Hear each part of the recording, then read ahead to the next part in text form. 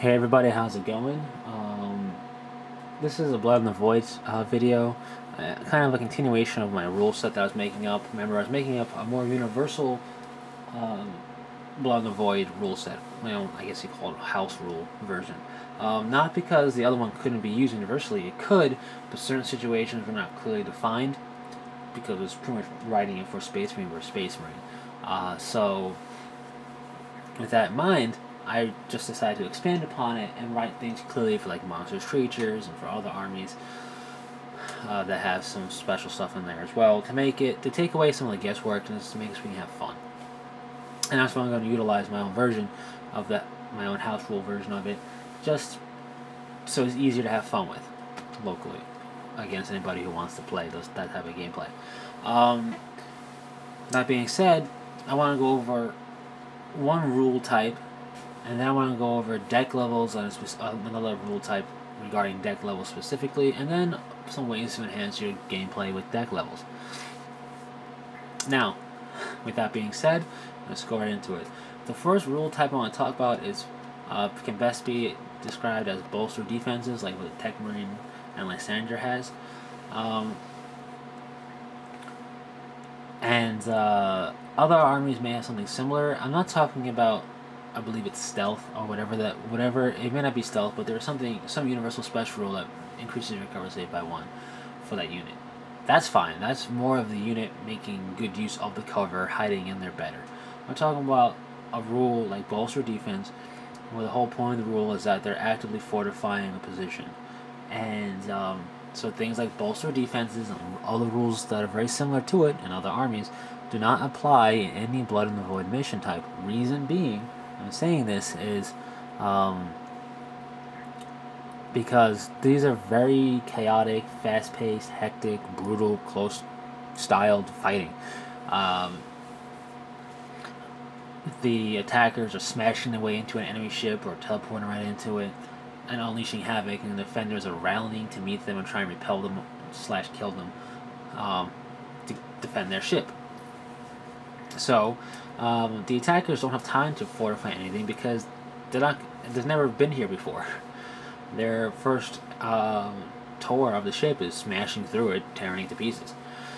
And defenders, while it is their ship, ships are massive. Even some of the smaller warp-capable vessels are still pretty big. Multiple deck levels, length and width, of course. So you're not going to have a defensive force sizable enough to really man every area and defend and fortify every area perfectly. Even a veteran captain can't really predict where boarding assaults are going to smash into their ship. They have some good ideas of specific areas of a ship that would be targeted, but it's a hectic affair. You may have to go fluffy a little bit. A captain may have an idea that a boarding attack is coming based on the enemy movement and stuff, but really it's hectic. It kind of happens out of the blue, seeming at the very least, and to the defenders. And you don't have time to fortify anything on either side, and that's why those stratagems exist. So you can make use of the stratagems if you want something like that, but otherwise, for at least my own house ruling, bolster defenses and rules like it do not apply to Blood in the Void missions. That being said, let's move on to deck levels, which is what you're looking at here in this map. Deck levels is basically Space Hulk style fighting. I wanted to talk about Deep Strike. Firstly, see the edge of the picture here that goes all the way around, the chevrons and everything. Basically, this edge would be at table edges. And as you can see, the only place you're able to fight on and move on and actually play the game are these tiles here. Hallways and rooms. So that really, when you look at the 4x6 or 4x4 table, depending upon the size you're using, really cuts down on the gameplay surface. Now, if this was a normal game and I tried to D-strike here and I scattered over here, that would be okay, provided I'm not scattering into certain things that would cause a deep strike mishap. But that's fine. In these games, not so much. There's nothing here to deep strike into. Basically, you want to think about it as the table conforms to the hallways and the rooms. So basically, everything out here, it would be the no table. It's as if a table didn't exist. Now, of course, it actually does, and that's good.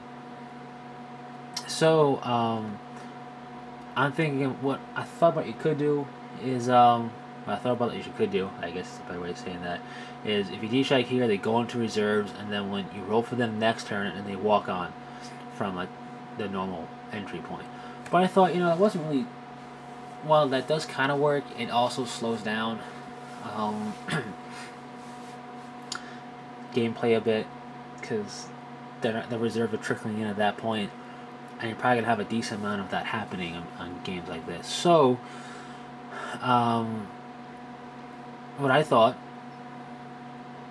is being a lot more lenient to teleportation and traversing the warp. Which, remember, if you watch the other videos of Blood in the Void, that's the only way you can deep strike in. You can't deep strike in with Assault Marine jump packs. You can't deep strike in with Crisis suits or anything like that. You have to be able to teleport in, or you utilize the warp. So Terminator armor or Chaos Demons is really the only two methods of doing that. Except for Space Wolves, because they can't teleport in with their Terminator armor. Anyways, with that being said, I felt it's important to be lenient on deep striking.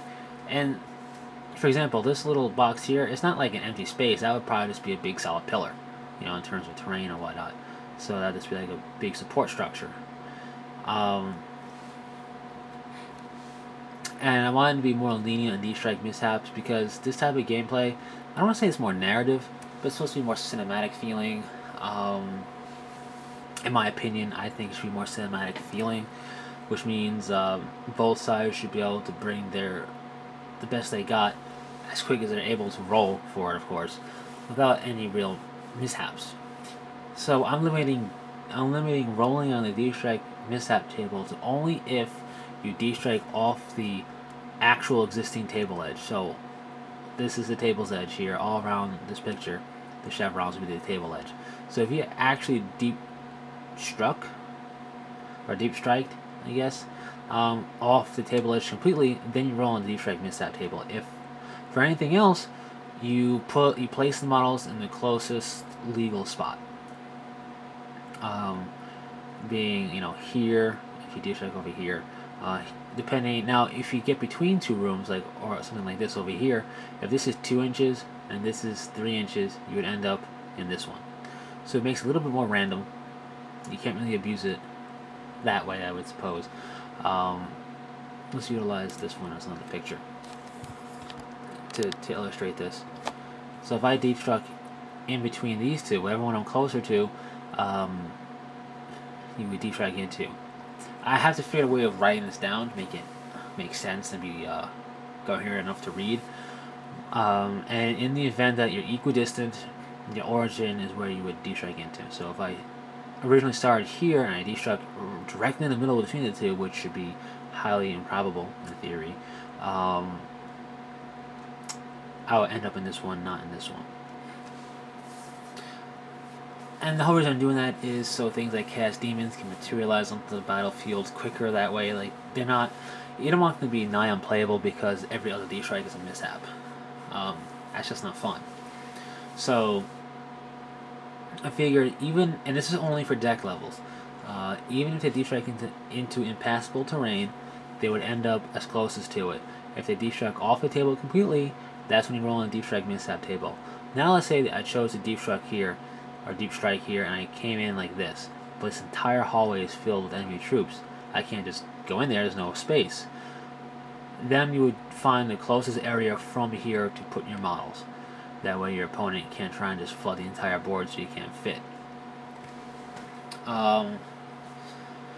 So yeah, that's just something I wanted to talk about in terms of deck levels, and that only applies to deck level combat. Ship vault combat and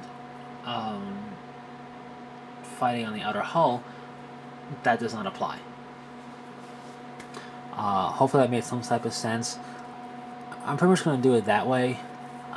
It's got a more cinematic feel, which is what I like, and I just got to figure out a way to write it down. Feel free to comment though. Of course, that's your ability to do so. If you have any real advice in terms of writing that down, like to make that into a coherent paragraph, let's say, if anybody has an idea of how to write that, I'm all ears, because quite frankly I'm stumped right now on how to do it without it be rambling on and making no sense. Anyways, with the limited time I have left, this is dragging on, I know. I want to talk about ways to enhance your deck level gameplay experience. And this map, conveniently enough, shows the two methods I want to talk about, which is why I chose it. The first is, normally, like this hallway would, for a deck level mission, would extend all the way to the table edge. So let's pretend it does, right? So with those purple arrows is a table edge. That's normally how you would, and it has to be equal for all quarters, but let's not worry about that right now. Normally that's where you would come in from for reserves, just like that. However, you get these places just end, but they for Space Hulk are an entry point, and you can model it like a stairway going up or down, or a cargo elevator, or even a ladder or whatever. You can model it like that, and what you can do is you can have it in for either side.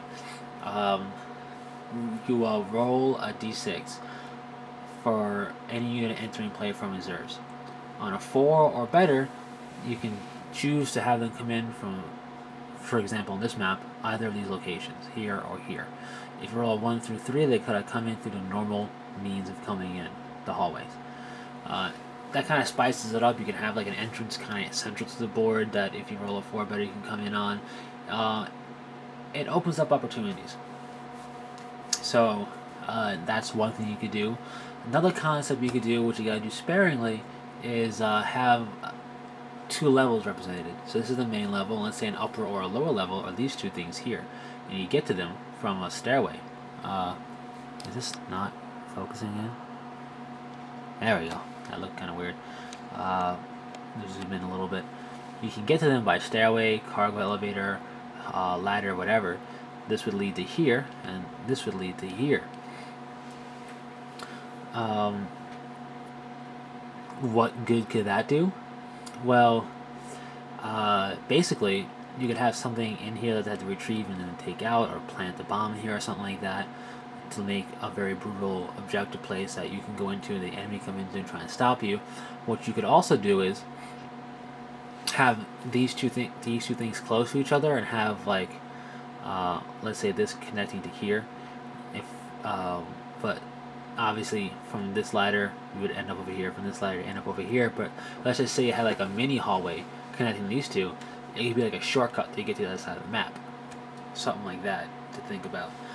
And lastly, I want to leave you with this type of image that I found on the internet as well. I can't really say exactly where because I don't remember, and it's a long link.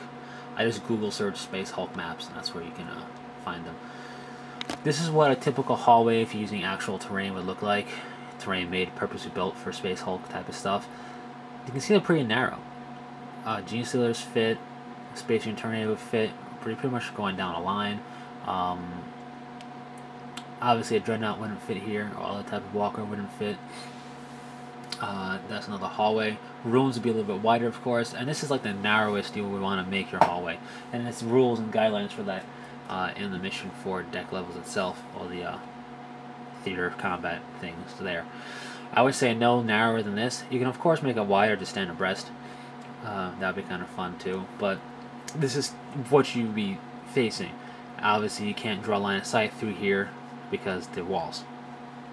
Anyways, that's pretty much it. So hopefully that wasn't too boring and made some type of sense. And until next time, take it easy.